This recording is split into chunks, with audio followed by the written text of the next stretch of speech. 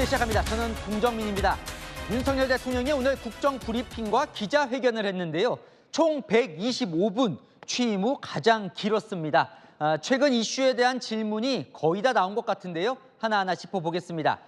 질의응답에 가장 오랜 시간을 할애한 이슈는 의료개혁이었습니다. 대통령 생각은 명확했습니다. 의대 증원 작업은 마무리가 됐고 비상진료 체제도 원활하게 가동 중이라고요. 안보겸 기자가 문을 엽니다. 윤석열 대통령은 국정브리핑에서 의료개혁 정면 돌파를 선언했습니다.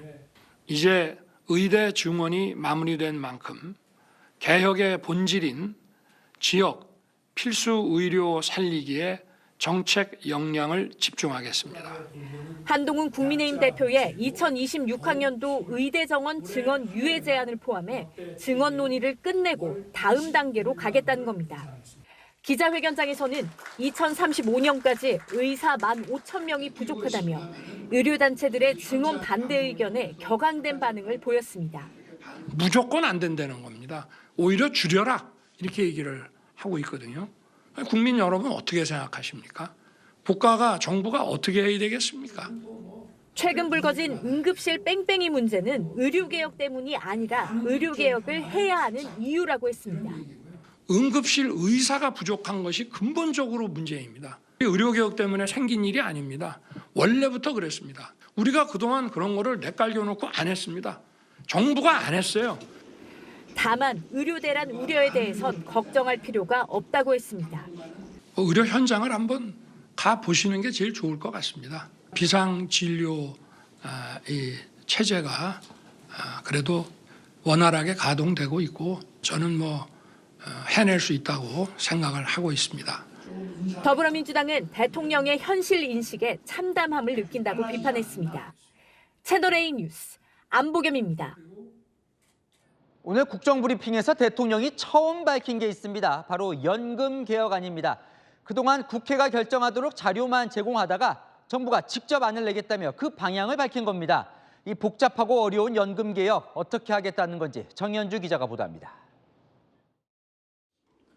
윤석열 대통령이 처음으로 정부가 구상하는 연금 개혁 방향을 공개했습니다. 노인은 가난하고 청년은 믿지 못하는 지금의 연금 제도를 근본적으로 개혁해야 합니다. 3대 원칙은 지속 가능성, 세대 간 공정성, 노후 소득 보장 이 세 가지입니다. 국민연금 기금 소진을 막기 위해 자동 안정장치가 도입됩니다. 경제 여건, 기금 고갈 상황에 따라 연금 지급 규모가 달라집니다. 청년들의 부담을 덜기 위해 세대 간 보험료 인상률이 달라집니다. 예를 들어 중장년층은 매년 1%포인트, 청년은 매년 0.5%포인트씩 보험료율을 차등 인상하겠다는 겁니다. 청년 세대가 수긍할 수 있는 개혁을 추진하겠습니다. 국가가 지급을 보장한다는 것도 법에 명문화해야 합니다. 국민연금 부담이 커지는 중장년층에게는 기초연금을 월 40만 원까지 인상합니다. 윤 대통령은 기존 4대 개혁에 저출생까지 4%의 개혁 완수가 소명이라고 강조했습니다. 개혁 과정은 험난한 여정이 될 것입니다. 저는 쉬운 길을 가지 않겠습니다. 4대 개혁을 반드시 이루어낼 것입니다. 더불어민주당은 연금개혁에 소득보장 강화 방안이 빠져 있다고 지적했습니다. 특히 자동 안정장치가 도입되면 기금이 고갈될수록 연금액이 삭감된다며 청년 세대의 연금액 삭감은 불보듯 뻔하다고 비판했습니다. 보건복지부는 다음 달 4일 구체적인 연금 개혁안을 발표합니다. 채널A 뉴스 정현주입니다. 윤 대통령은 최상병 특검안에는 반대 뜻을 분명히 했습니다. 한동훈 대표가 제3자 추천안도 거론했지만 오히려 지난 회견 때보다 더 강경해졌습니다. 김건희 여사의 검찰 특혜 조사 주장에도 동의하지 않았습니다. 김유빈 기자입니다. 윤석열 대통령은 지난 5월 기자회견 때 최상병 특검법 수용 가능성을 열어둔 바 있습니다. 봐주기 의혹이 있다, 납득이 안 된다라고 하시면은 그때는 제가 특검하자고 먼저 주장을 하겠습니다. 하지만 오늘은 반대의 뜻을 분명히 했습니다. 경찰 공수처 수사가 잘 되고 있고 외압의 실체도 없다는 겁니다. 청문회를 하지 않았습니까? 외압의 실체가 없는 것이 자연스럽게 드러난 게 아닌가. 수사가 미흡하면 제가 먼저 특검을 하자고 하겠다라고 했는데 수사가 저는 잘 되고 있다고 생각합니다. 한동훈 대표가 제안한 제3자 특검법에도 반대의 뜻을 분명히 했다는 해석입니다. 검찰은 앞서 김건희 여사를 검찰청사가 아닌 제3의 장소에서 조사하며 특혜 논란이 불거졌습니다. 대통령은 동의하지 않았습니다. 저도 검사 시절에 전직 영부인에 대해서 멀리 자택까지 직접 찾아가서 조사를 한 일이 있습니다. 여러 가지 고려를 해서 조사 방식이라든가 장소가 정해질 수 있는 거라고 생각합니다. 야당이 요구하는 영수회담은 애둘러 거절하며 국회를 비판했습니다. 영수회담을 해서 이런 문제가 금방 풀릴 수 있다면은 그건 10번이고 왜 못하겠습니까? 잘하고 못하고는 둘째 문제고 이게 좀 정상적으로 이렇게 기능을 해야 되지 않겠나. 민주당은 대통령에게 무엇을 기대할 수 있을지 암담하다고 지적했습니다. 채널A 뉴스 김유빈입니다. 한동훈 국민의힘 대표도 물러서진 않았습니다. 대통령 회견에 앞서 응급실 상황이 심각하다며 의료개혁에 다른 대안이 필요하다고 강조했습니다. 여야 대표 회담은 이번 주 일요일로 확정됐습니다. 조민기 기자입니다. 예고된 대통령 국정브리핑을 1시간 앞둔 오전 9시, 한동훈 국민의힘 대표는 의정 갈등을 풀 대안이 필요하다고 사실상 대통령을 압박했습니다. 대안과 중재가 필요할 정도로 응급실이나 수술실의 상황이 심각한 상황이냐? 심각하다고 판단했습니다. 국민들의 걱정과 불안감도 잘 듣고 반응해야 합니다. 친한계 최고위원도 가세했습니다. 개혁이란 이름으로 무작정 밀어붙일 수도 없습니다. 10년 뒤의 개혁 효과를 위해 지금 죽어도 좋다고 말할 환자와 가족들은 없을 것이기 때문입니다. 의료개혁 정면 돌파를 선언한 대통령 국정브리핑 후에도 한 대표 측 인사는 응급실 대란이 없을 거란 정부 판단이 맞길 바라지만 사람 목숨이 달린 일에 당이 가만히 있을 수는 없는 노릇이라고 말했습니다. 다만 한 대표는 당정 갈등 프레임은 국민 생명 앞에 사치라며 정부와 당이 좋은 결론을 내길 기대한다고 했습니다. 이재명 민주당 대표도 대통령을 압박했습니다. 대통령의 자존심보다 귀한 게 국민 생명이고 국민의 삶입니다. 한동훈, 이재명 여야 대표회담은 다음 달 1일 국회에서 열기로 합의했습니다. 대표와 정책위의장, 수석 대변인이 배석하는 3+3 회담으로 모두 발언만 생중계됩니다. 민주당은 의료개혁을 의제로 제시하고 있지만 국민의힘은 국회가 다룰 주제가 아니라며 반대했습니다. 채널A 뉴스 조민기입니다.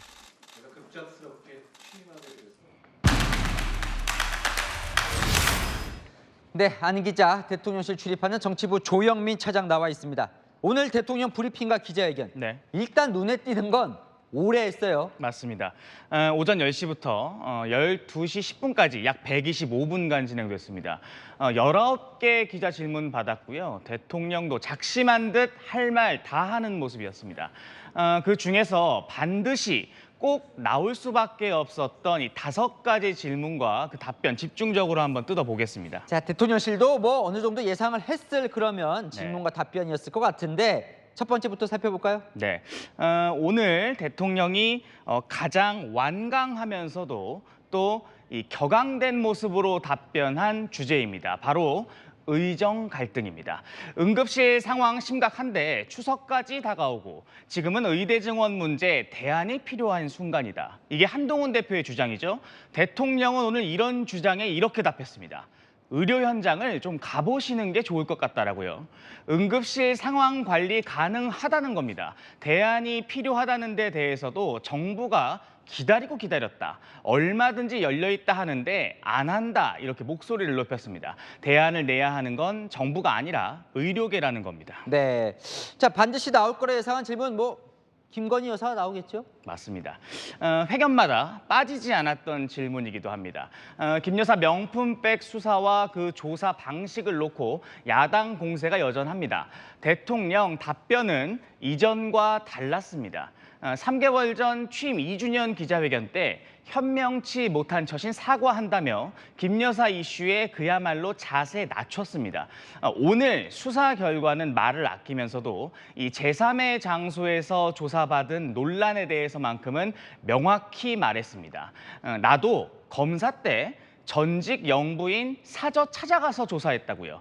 알려지지 않았던 자신의 검사 시절 이야기까지 꺼내면서 문제 없다고 명확히 한 겁니다.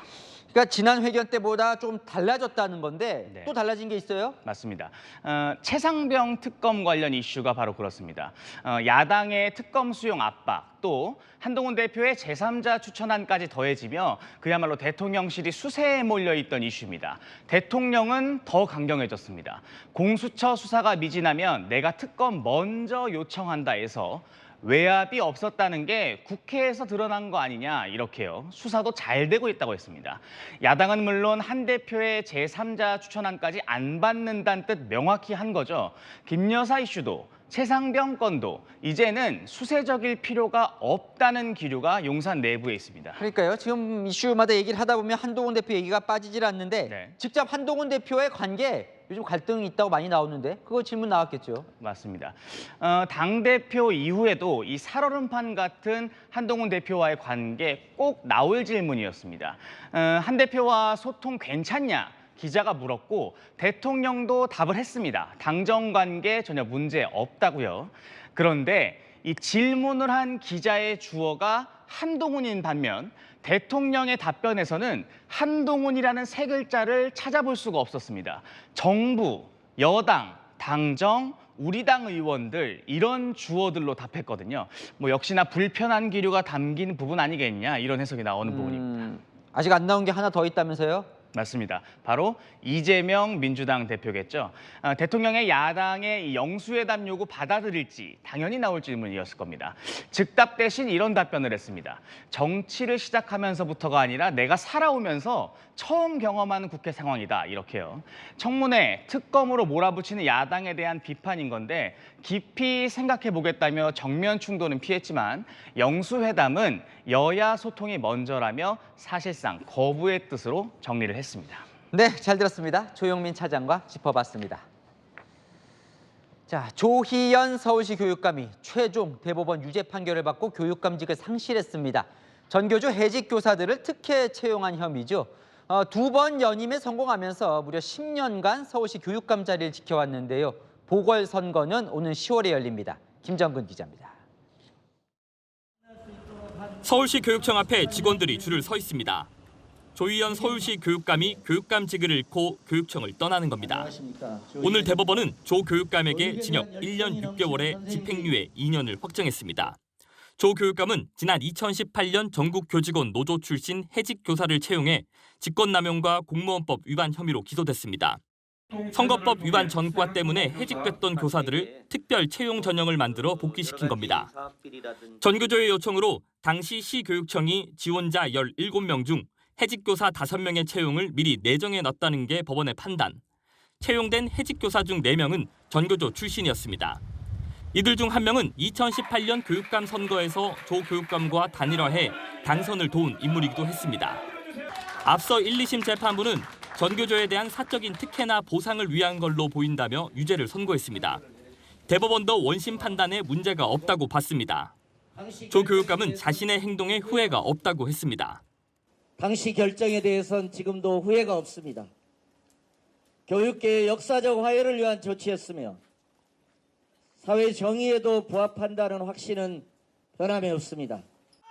서울시 최초로 3선에 성공한 조 교육감이 물러나면서 새 교육감을 뽑는 보궐선거는 오는 10월 16일 열리게 됐습니다. 채널A 뉴스 김정근입니다. 민주당이 주도해 헌법재판소 탄핵 심판에 회부됐던 검사죠. 이정석 검사에 대해 헌법재판관 9명이 전원일치 의견으로 기각시켰습니다. 헌재는 국회가 탄핵 사유를 제대로 제시하지 못했다고 지적했는데 민주당은 예고한 검사 탄핵을 멈출 생각은 없어 보입니다. 이세아 기자입니다. 헌법재판소가 재판관 9명 전원일치 의견으로 이정섭 대전고검 검사에 대한 탄핵심판 청구를 기각했습니다. 헌재는 처남에 대한 마약 수사 무마, 타인 범죄 경력 무단 조회 등 국회의 탄핵 사유가 탄핵 심판 대상이 될 만큼 구체적이지 않다고 지적했습니다. 코로나19 집합금지 위반이나 위장 전입 의혹도 검사 직무와 무관의 탄핵 사유가 아니라고 판단했습니다. 이 검사가 뇌물죄 재판에서 증인을 사전 면담했다는 의혹은 재판관 7명이 법률 위반이 아니라고 맞고 위반이라고 본 나머지 2명도 파면할 정도는 아니라고 했습니다. 이 검사는 수원지검 차장검사 재직 당시 이재명 더불어민주당 대표의 대북 송금 의혹 수사를 지휘했던 검사입니다. 오늘 헌재 결정으로 지난 5월 안동환 검사에 이어 민주당이 주도한 검사 탄핵은 2번 모두 제동이 걸렸습니다.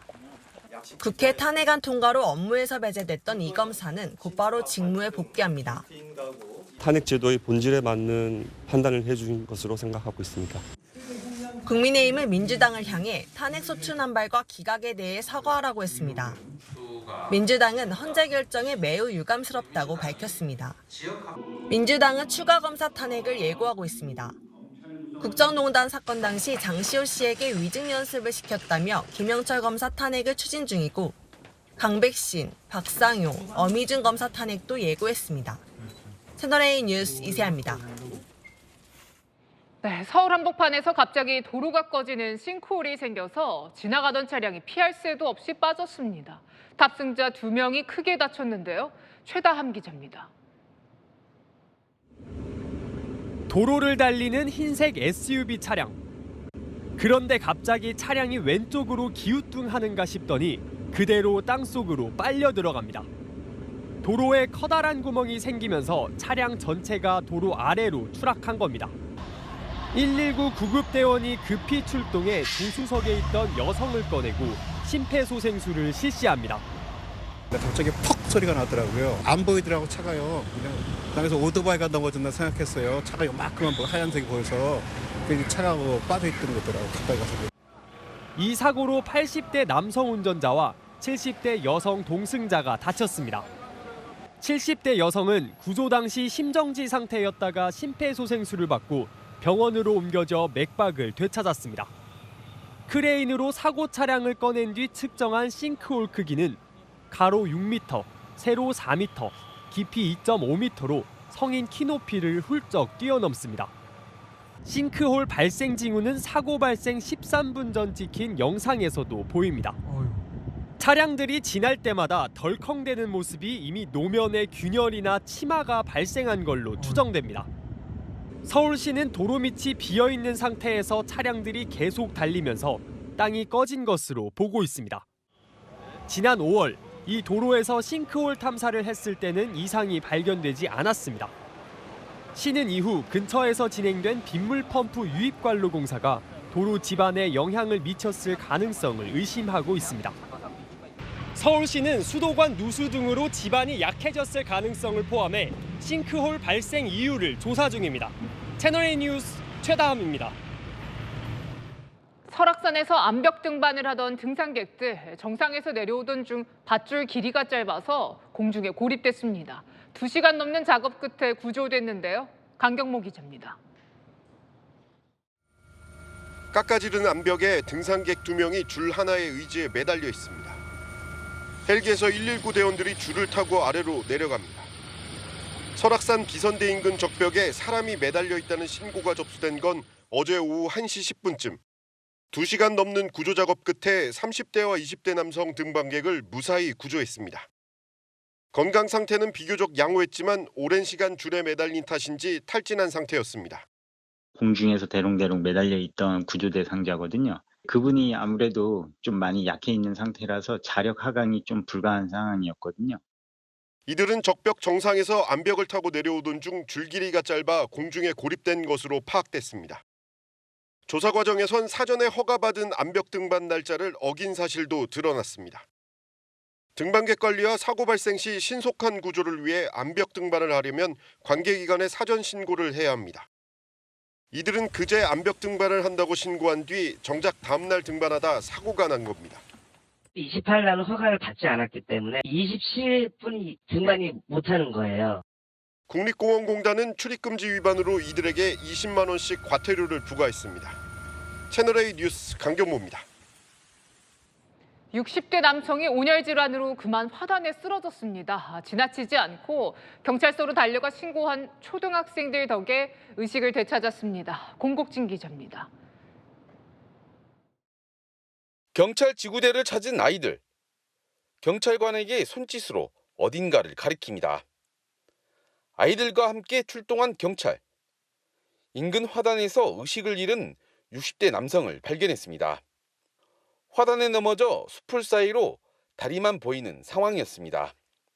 사람의 발만 보이고 어떤 상황인지 모르겠다. 이제 나와가지고 좀 확인을 했더니 실질적으로 진짜 발만 이렇게 조금. 당시 광주는 최고 기온이 35도를 웃돌며 폭염경보가 내려져 있었습니다. 온열 질환을 의심한 경찰관들은 남성을 지구대로 옮겼습니다. 응급처치를 받은 남성은 의식을 되찾고 일어날 정도로 회복했습니다. 이후 가족과 함께 무사히 귀가했습니다. 아이들의 적극적인 신고 덕분으로 소중한 생명을 구할 수 있는 사례가 돼가지고 솔직히 아이들에게 많이 칭찬해주고 싶습니다. 남성을 구한 아이들은 인근 초등학교에 다니는 6학년과 4학년 학생이었습니다. 학생들 부모는 해야 할 일을 한 것뿐이라며 아이들 이름을 밝히길 정중히 사양했습니다. 경찰은 이들 학생에게 표창장을 수여하기로 했습니다. 채널A 뉴스 공국진입니다. 서울 강남 횡단보도 한복판에 20대 여성이 갑자기 쓰러졌습니다. 아프거나 다친 줄 알았는데 아니었습니다. 마약을 투약한 상태였습니다. 서창우 기자입니다. 서울 강남구 코엑스 앞 6차선 도로. 횡단보도 한가운데 시민들이 쓰러져 있는 20대 여성 주변에 서 있습니다. 잠시 뒤 출동한 경찰이 여성을 일으켜 앉힙니다. 119 구급대원도 출동해 여성 상태를 살핍니다. 움직임은 본인들 쓰러주셨다고 신고하셨고 주변에서 많이 신고하신 것 같아요. 술 냄새도 나지 않는데 몸이 처지고 말도 어눌한 걸 이상하게 여겨 파출소로 데려갔습니다. 여성 신분을 확인하려고 가방을 열자 흰색 가루가 든 비닐봉지 2개가 나옵니다. 이 흰색 가루의 정체는 마약이었습니다. 2회 정도 투약이 가능한 케타민 2.9g이 들어있었습니다. 여성을 상대로 마약류 간이 검사를 했더니 양성 반응을 보였습니다. 경찰 조사 결과 여성은 이 횡단보도에서 발견되기 1시간 전에 마약을 한 것으로 드러났습니다. 경찰은 여성에게 마약류 관리법 위반 혐의를 적용해 검찰에 넘겼습니다. 채널A 뉴스 서창우입니다. 네, 학교로 파고든 딥페이크 음란물 사건, 학생뿐 아니라 교사들 가운데서도 피해자가 나오고 있습니다. 가해자가 된 제자를 스스로 찾아내야 했던 선생님도 있습니다. 대체 어떤 심정이었을지 강태현 기자가 들어봤습니다. 지난 7월 교사 A씨는 SNS에서 자신을 불법으로 촬영한 사진과 동료 교사가 등장하는 불법 합성물을 발견했습니다. 선생 능욕, 지인 능욕, 도찰 이런 식으로 달려있는 거를 저희가 확인하게 되어서 사진을 찍어 유포한 건 제자였습니다. 학교 교실 내에 있는 기물들, 뭐 예를 들면 칠판이나 이런 것들을 보고 이것은 저희가 수업 시간에 촬영이 됐구나라는 그런 부분들이 좀 심적으로 많이 힘들었고 A씨는 경찰 신고 후 직접 피해 증거를 수집해 가해 학생을 특정했습니다. 실제 학교 내 불법 합성물 피해 사례 중에는 교사 사진을 도용해 가짜 SNS를 만들거나 교사의 가족 사진까지 도용한 경우도 있었습니다. 전화번호 같은 개인정보도 함께 유포해 피해를 더 키우기도 했습니다. 음란물 안에 이제 그 선생님의 개인정보까지 담아서 이게 선생님께 모르는 사람들로부터 연락이 오거나 좀 일상생활에 지장을 줄 만큼 크게 전교조가 지난 이틀간 학교 딥페이크 실태 조사를 한 결과 교사와 학생 517명이 피해를 입은 것으로 나타났습니다. 특히 이 중 일부는 피해 사실을 빌미로 사진이나 돈을 요구하는 협박도 받은 것으로 조사됐습니다. 채널A 뉴스 강태현입니다. 수사당국이 딥페이크 집중 단속에 들어갔지만 증거는 사라지고 있습니다. 기존 방을 없애고 몰래 음란물을 숨겨두는 대피방까지 만들었다는데요. 딥페이크 방을 추적해온 감시자를 김세인 기자가 만났습니다. 딥페이크 방에 잠입해 실태를 추적해온 A씨. 딥페이크 유포자들은 경찰 추적에 대비해 이른바 대비방을 만들어 대비하고 있다고 했습니다. 증거를 없애려고 기존 딥페이크물 공유방을 폭파하고 새롭게 옮겨갈 방을 이미 만들어놨다는 겁니다. 방을 없앴더라고요. 거기가 1,900명 있었고 대피방이 1,200명 있었어요. 불의의 일로 방이 터지면은 이제 여기에서 우리 계속한다 이런 느낌으로. 딥페이크 피해자의 나이는 점점 어려지고 있다고도 했습니다. 14살 중학생까지도 딥페이크 합성물에 표적이 됐다는 겁니다. 아이를 안 가려요. 그냥 성인 올리고 미성년자 올리고 다 그래요, 진짜. 10년생도 받고. SNS 프로필 등 공개된 사진은 모두 범죄 소재가 된다고 경고합니다. 학교 졸업 앨범, 대학 홍보대사 포스터도 예외가 아닙니다. 홍보대사들이 이렇게 있는데 다 딥페이크 했더라고요. 졸업사진은 보통 교사를 많이 왔거든요. 경찰은 조사에 착수한 텔레그램 방 8곳 외에도 딥페이크 생산이 활발한 방들로도 조사 범위를 확대하고 있습니다. 채널A 뉴스 김세인입니다. 오늘 한반도 날씨는 그야말로 두 얼굴이었습니다. 남해안 지역을 중심으로 강한 바람에 피해가 잇따른 반면 다른 지역은 푹푹 찌는 폭염이 계속됐습니다. 홍진우 기자입니다. 거대한 파도가 힘없이 해안으로 몰려옵니다. 강한 바람에 나무는 꺾일 듯이 휘어집니다. 항포구엔 어선들이 긴급히 피항했습니다. 오전 한때 강풍주의보가 발효됐던 제주 지역 모습입니다. 태풍 산산의 간접 영향권에 들면서 현재 경남 남해안 일부와 부산, 울산 등엔 강풍특보가 발효 중입니다. 강원 영동과 경북 일부 지역엔 호우주의보도 발효됐습니다. 부산에선 간판이 떨어지는 등 20건 가까운 강풍 피해가 접수됐고 울산에서도 신호등이 고장나고 일부 항공편이 결항됐습니다.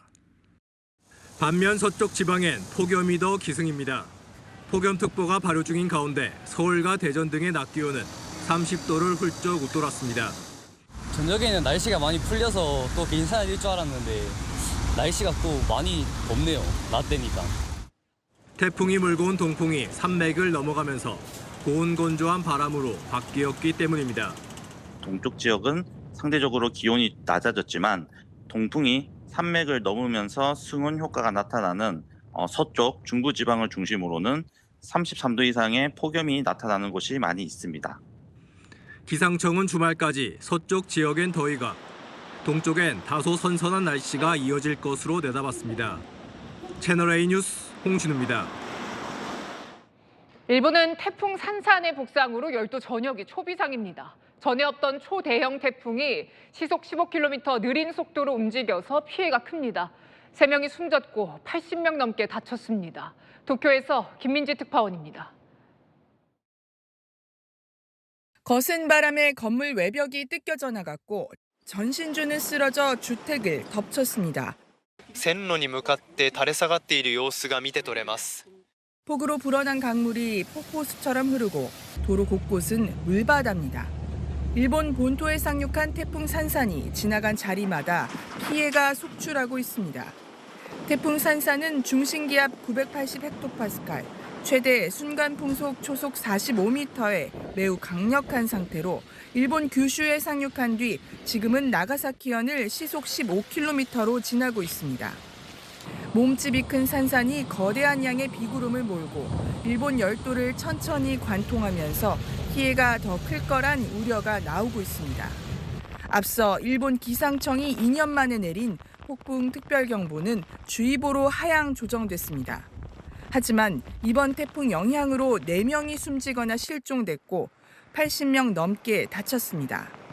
규슈 지역 225만 명에겐 피난 지시가 내려졌습니다. 台風の動きが遅いため総雨量が多くなる可能性があります。少しでも危険を感じれば早めに自らの命を守る行動をとっていただくようお願いをいたします。 미야자키현 미사토초에선 이틀 동안 790mm가 넘는 비가 내렸는데 8월 한 달 강우량의 1.4배에 달하는 양입니다. 고속열차 신칸센 운행이 중지되고 500편 가까운 항공편이 결항됐습니다. 정전과 단수 발생은 물론 가게나 편의점도 문을 닫았습니다. 산사는 내일 규슈 지역을 지나 동쪽 시코쿠 지역으로 이동, 400mm 많은 비를 뿌릴 것으로 예보됐습니다.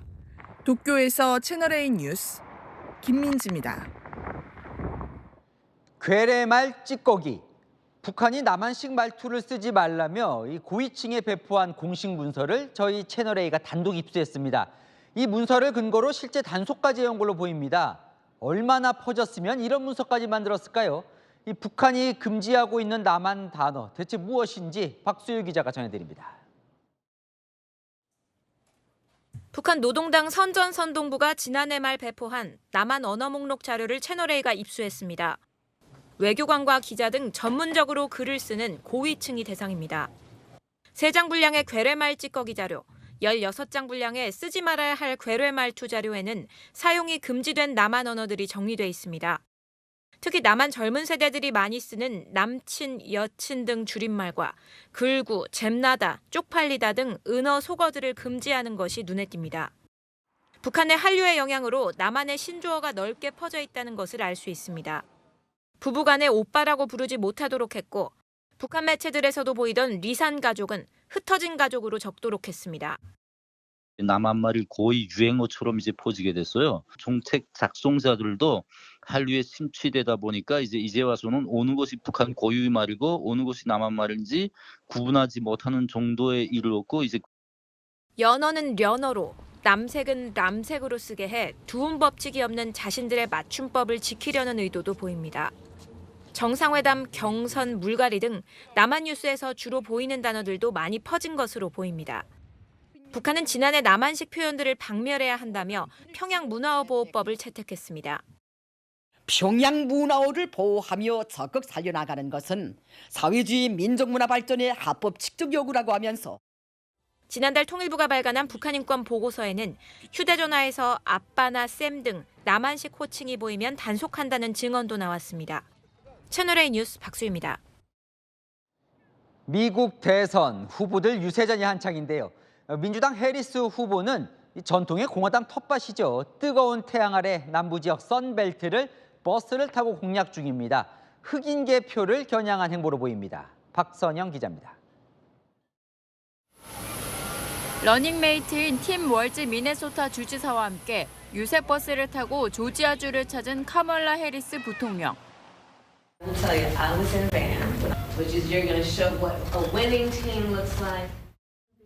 공화당 지지 성향이 강한 남부의 일조량이 풍부한 지역, 일명 선벨트 지역을 공략하는 겁니다. 폭스뉴스 조사 결과 최근 해리스 부통령은 남부 선벨트 경합주 4곳 중 3곳에서 1%에서 2%포인트 차이로 트럼프 후보의 우위를 점했습니다. 뉴욕타임스는 해리스가 전통적인 시골 마을을 누비고 있다며 조지아주 3분의 1이 흑인, 노스캐롤라이나주 4분의 1이 흑인이기 때문에 아주 유효한 전략이라고 평가했습니다. 특히 현재 방문하고 있는 조지아주는 지난 2월 같은 조사에서 트럼프가 조 바이든 당시 후보를 6%포인트나 앞서며 공화당 우세 지역으로 분류됐지만 후보가 해리스로 바뀐 뒤 경합 지역으로 재분류됐습니다. We know that Georgia is a very critical battleground state, but we do know how to win races here in Georgia. 해리스 부통령은 현지 시각 내일 밤 대선 후보가 된 이후 처음으로 TV 인터뷰에 나설 계획입니다. 채널A 뉴스 박선영입니다. 공화당 트럼프 후보는 지난달 총알이 귀를 스쳤던 그곳 펜실베니아를 곧 찾을 계획인데요. 이 총격 민주당 해리스 후보의 책임이라고 주장했습니다. 저희 채널A 최주연 워싱턴 특파원이 트럼프의 외교안보 자문인사를 직접 만나봤습니다. 트럼프의 생각을 알 수 있었다는데요. 보실까요? 공화당 대선 후보 도널드 트럼프 전 대통령은 지난달 총격 사건이 카멀라 해리스 민주당 후보 탓이라고 주장했습니다. 자신을 적으로 규정해 피격 대상으로 내몰았고 바이든 정부가 안전관리에 소홀했다는 겁니다. I think to a certain extent it's Biden's fault and Harris's fault, and I'm the opponent. 트럼프는 오늘과 내일 총격 사건이 있었던 펜실베니아 등을 다시 찾아 병합주 표심 잡기에 나설 계획입니다. 한편 트럼프의 외교안보 자문인 키스 켈로그는 채널A와의 단독 인터뷰에서 트럼프가 재집권할 경우 지금 진행 중인 한미 방위분담금 협상이 결과에 따라 재조정될 수 있다고 언급했습니다. New government comes in and then maybe new renegotiations start. As long as everybody treats everybody equitably and fairly, he's for it. 또 당선된다면 김정은 북한 국무위원장과 만날 가능성도 높다고 덧붙였습니다. 다만 주한미군 철수 가능성은 일축했습니다. 워싱턴에서 채널A 뉴스 최주현입니다. 요즘 우리나라도 딥페이크 사태 이후에 텔레그램에 대한 문제의식이 더 커지고 있지요. 프랑스에서 체포된 텔레그램 최고 경영자 파벨 두로프가 재판에 넘겨졌습니다. 텔레그램이 아동 음란물 같은 범죄의 온상이 되도록 방치했다는 혐의인데 우리 돈 약 74억 원 보석금을 내고 석방을 허가받았습니다. 서주희 기자입니다. 모자와 선글라스로 얼굴을 가린 남성이 한 건물에서 빠져나옵니다. 나흘 전 프랑스 파리 근교 공항에서 체포된 텔레그램 최고 경영자 파벨 두로프입니다. 프랑스 검찰은 현지 시각 어제 파벨 두로프 텔레그램 최고 경영자를 예비 기소했다고 밝혔습니다. 두로프는 약 74억 원의 보석금을 내고 일주일에 2번 경찰서에 출석하는 조건으로 보석을 허가받았습니다. 또 프랑스 당국은 텔레그램 공동 창업자인 형 니콜라이 두로프에 대해서도 지난 3월 체포영장을 발부한 것으로 알려졌습니다. 프랑스 검찰은 프랑스 시민권자인 두로프가 텔레그램에서 벌어지는 아동 성착취물 유포, 마약 거래 등 범죄를 막지 않았다고 보고 있습니다. 또 이용자 정보를 요구하는 수사당국에 협조하지 않았다며 약 12개의 혐의를 적용한 것으로 알려졌습니다. 두로프의 변호사는 소셜 네트워크의 수장이 자신과 관련이 없는 범죄 행위에 공모했다고 취급하는 건 터무니없다고 주장했습니다. Oui, il y a de la vente de stupéfiants sur Telegram, mais vous le trouverez sur Facebook. 두로프는 이 외에도 아들 학대 의혹으로 수사 대상에 오른 것으로 전해졌습니다. 채널A 뉴스 서주입니다. 가을 이사철을 앞두고 서울 아파트 전세 품귀 현상이 이어지고 있습니다. 전세 매물이 없어서 가격은 오르는데 대출은 축소된 터라 대란이 우려됩니다. 배정현 기자입니다. 서울 동대문구에 위치한 한 아파트 대단지. 전용 면적 59제곱미터 기준 한 달에 평균 6건씩 거래가 이루어졌지만 지난 7월부터 2달간은 4건에 불과합니다. 이 아파트는 지난달만 해도 전세 매물이 2-3개 정도 있었는데 오늘 기준 단 1개도 없습니다. 서울 전세 매물 건수는 지난 1월보다 22% 이상 감소했습니다. 없어요, 전세? 전세는 아예 하나도 없어요. 올해는 좀 없는 편이에요. 전세 품귀에 세입자들은 결국 월세로 눈을 돌립니다. 한 2-3주 동안 돌아다녔는데 부동산에서 하나같이 하는 말이 요즘에 좋은 매물 안 좋은 매물 관련 없이 그냥 요즘에 전세 매물이 없다. 그냥 바로 월세로. 매물은 없는데 수요는 늘면서 전세값 상승세는 지속되고 있습니다. 이달 서울 아파트 3.3제곱미터당 전세 평균 가격은 2,442만 원으로 지난해보다 10% 올랐습니다. 입주 물량이 이제 부족한 데다가 전세 사기 여파로 아파트로의 전세 수요 쏠림 현상이 심하고 상당 기간 지속될 것으로 예상이 됩니다. 시중은행들이 전세 대출 축소까지 나서면서 가을철 이사를 앞둔 실수요자들의 고민은 깊어지고 있습니다. 채널A 뉴스 배정현입니다. 10원 모양의 길거리 간식인 10원빵입니다. 동전 형태와 비슷해서 저작권 논란이 있었는데요. 앞으로는 이런 걱정 없이 판매할 수 있게 됐습니다. 장호림 기자입니다. 실제 동전 모양과 비슷한 명물 간식 10원빵.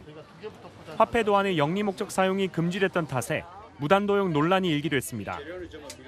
그런데 이제 불법 걱정 없이 10원빵을 팔 수 있게 됐습니다. 한국은행이 다음 달 1일부터 지폐와 동전 도안 이용 기준을 개정하기로 하면서 화폐 도안을 활용한 영리 활동과 창작 활동이 가능해졌습니다. 마음 졸이며 영업을 해왔던 상인들은 한시름 놓게 됐습니다.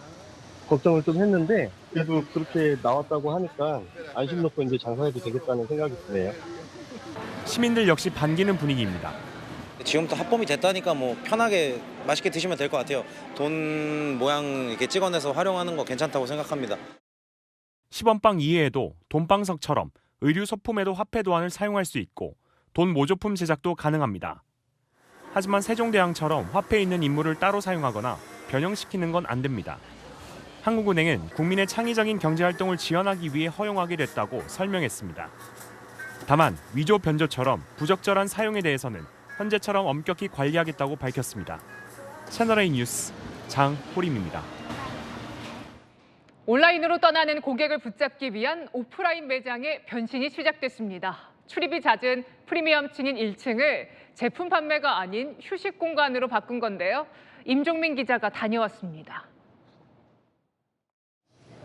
국내 한 대형마트가 점포를 탈바꿈한 첫날.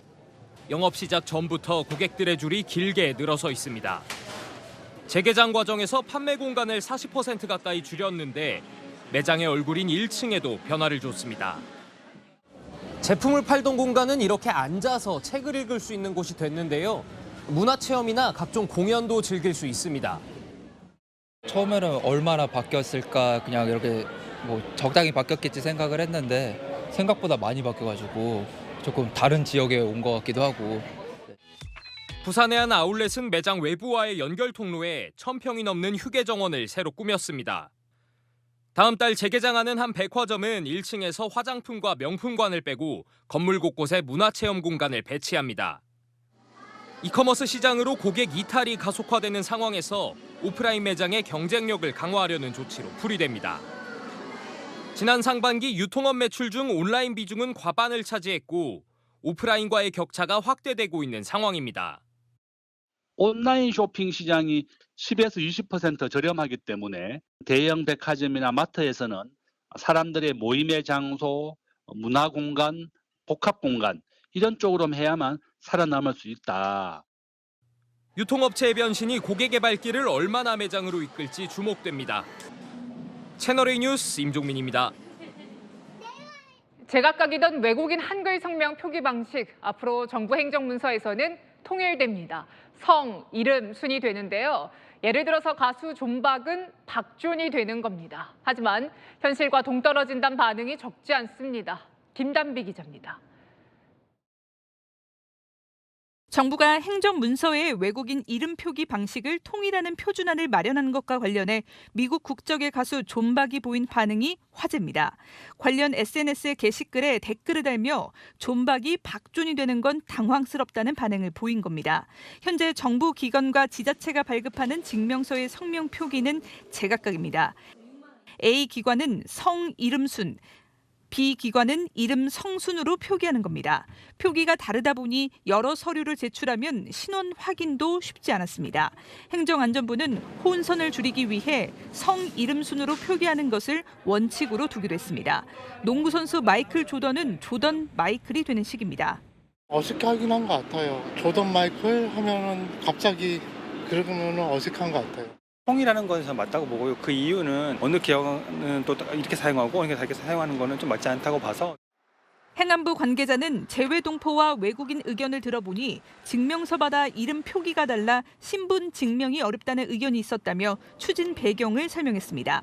다음 달 19일까지 의견 수렴을 거치는데 반대 의견이 많으면 표준안이 수정될 가능성도 있습니다. 채널A 뉴스 김단비입니다. 요즘 피부과는 넘쳐나는데 피부 질환을 진료하는 곳 찾으려면 쉽지 않습니다. 가보면 미용 시술을 주로 하는 곳이 대다수인데요. 현장 카메라 백승우 기자입니다.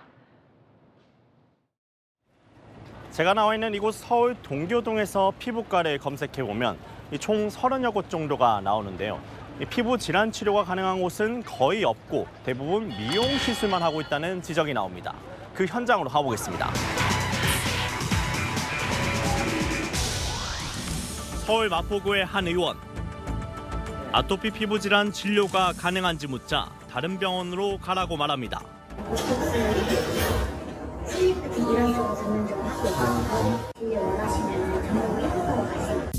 또 또 다른 피부과 의원은 무좀 치료를 요청하자 상담비를 요구합니다.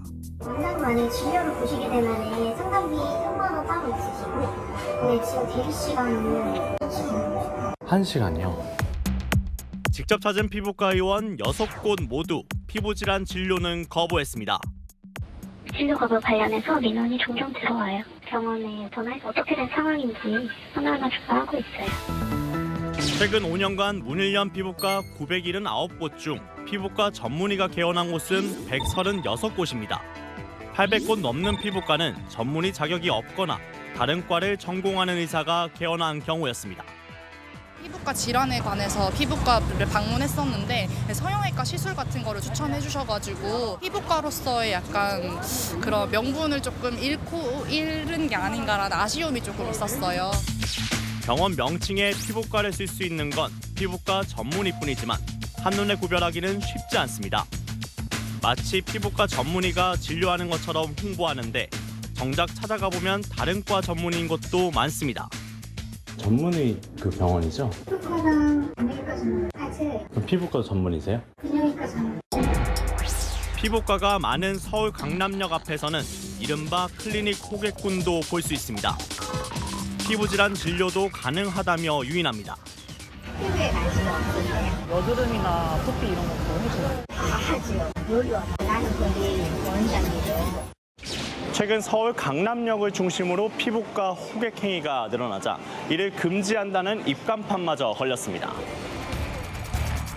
전문가들은 간판만 피부과인 곳도 많아지면서 의료사고도 늘었다고 지적합니다. 사고가 나면은 사실 어찌할 바를 몰라 하다가 좀 다른 대학병원이나 다른 피부과로 토스를 하는 게 상당히 좀 많이 있죠. 피부과 병원 홍수 속에 진짜 피부과 찾기는 환자 몫이 돼버렸습니다. 현장 카메라 백수입니다. 정부가 일명 대장병원 지정을 추진합니다. 중증 치료를 받으려고 모두가 서울 대형병원으로 몰려들지 않도록 권역별로 최고 난이도의 초중증 환자도 수용할 수 있는 병원을 지정하겠다는 겁니다. 정서원 기자의 단독 보도입니다. 정부가 의료 격차 해소를 위해 권역 중추병원을 지정해 육성하는 방안을 내년부터 추진합니다. 권역별로 대장병원을 지정해 초중증 희귀 환자를 그 지역 내에서 치료할 수 있게 한다는 겁니다.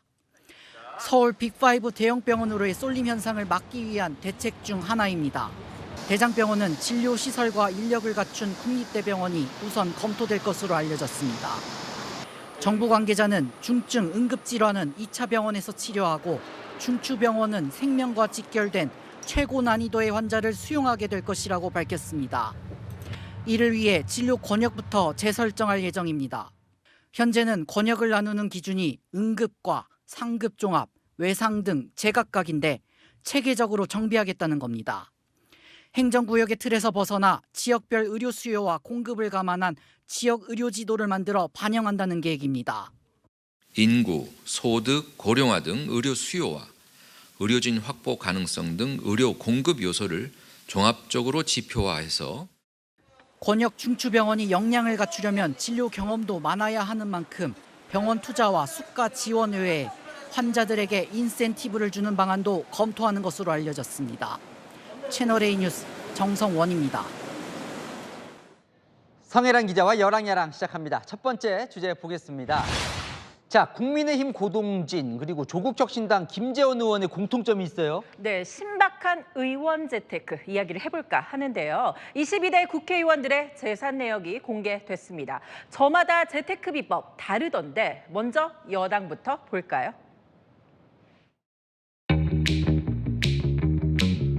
At Samsung, we believe it's time for a new kind of fund.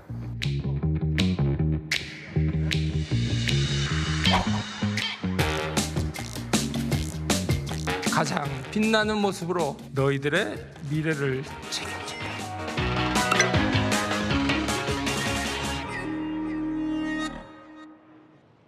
재산 상위 5위까지 여당이 휩쓸었는데 1위는 고동진 의원이었고요. 모두 100억 원 이상을 신고했습니다. 자, 그럼 야당 차례네요. 야당의 신박한 재테크 뭐가 있습니까? 네, 국회 입성 전에 소도 키우고 노래도 부른 의원들이 있더라고요.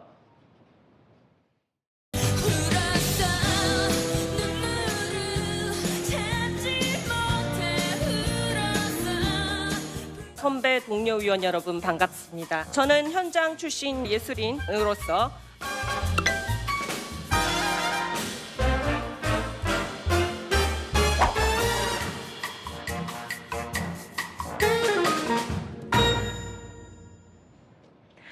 야당 내 재산 1위는 검사장 출신 양분한 민주당 의원이었고요. 3위 이상식 의원의 배우자는 고가의 다이아몬드와 사파이어를 신고하기도 했습니다. 유명 화가 미술품도 여러 점 신고했고요. 네, 다음 주제 보겠습니다. 자, 요즘 의대 정원 두고 갈등 빚고 있는 대통령과 한동훈 대표 모습인데 야권도 편이 나눴어요. 네, 야권이 윤 대통령 편, 한 대표 편으로 나뉘었습니다. 먼저 민주당 이재명 대표를 필두로 한 대표를 거들고 나섰습니다. 한동훈 대표께서 의대 정원 감축 얘기를 하셨던 것 같죠? 유의하자, 불가피한 대안 중에 하나라고 생각이 됩니다. 한동훈 대표가 국민 편에 서서 강하게 나가야 돼요. 자, 뭐 은근슬쩍 갈등을 부추기는 것 같기도 하고요. 네, 개혁신당은 과연 누구의 편에 섰을까요? 그런 완강함에 균열을 내고 대화의 물꼬를 트려는 거는 좋다고 생각합니다. 공정하게 옹졸하다? 모든 당대표에게 삐지시는 것 같아요. 보면 다들 한동훈 대표 편에 선 것 같은데요. 대통령 편도 있습니까? 있습니다. 한 대표를 비판하면서 대통령을 응원까지 하더라고요. 유예라는 방안이 무슨 좋은 방안이에요. 그건 방안도 아니지. 대통령실과 조율한 내용을 발설을 했다는 것은 정치권의 관행을 완전히 무시한 것이고 일관성을 가지고 좀 추진을 하고 있잖아요. 윤 대통령께서 국민을 상대로 해서 힘을 받아서 갖고 가야 된다. 네, 한 대표 편을 든 이재명 대표에겐 이런 평을 했습니다.